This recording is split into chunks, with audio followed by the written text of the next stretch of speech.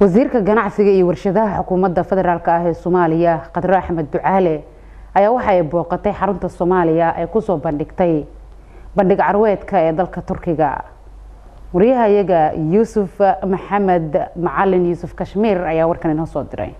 wafdigan oo urkacayso wasiirada ganacsiga iyo warshadaha ee dawladda federaalka Soomaaliya Qadar Axmed Ducaale oo maalmahan booqasho ku joogay dalka Turkiga isla markaana ka qayb galayay shirkii beeraha ee wasiirada Afrika ee magaalada Antalya ayaa waxay booqdeen xarunta bandhig carweedka Antalya ee dalka Turkiga.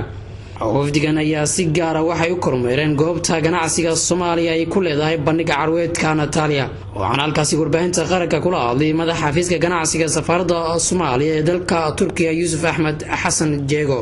أنا أفرحسناي وفيه وكامنس وزيرة الجناعسي وجدها دولة فدرالك الصومالية هنا يتمادوا حرمة الصومالية كسبوا توسس في أنطاليا جناعستنا إلى السودان وحاشرف ويني هنا نكسودوا حرمة الصومالية بوضع ركابي سليم السودان مال قرح بدن جو قرح بدن أيوي مادين وحنا رجينا أنت إنك بدن نهر مردون وأنا ما سنتي.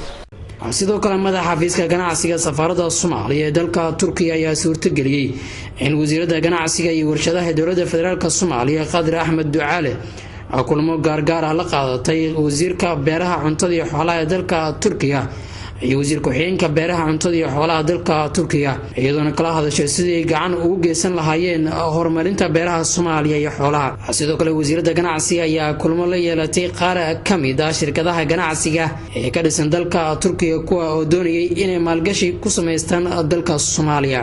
Yuusuf Maxamed Macalin Yuusuf Kashmir warbaahinta qaranka.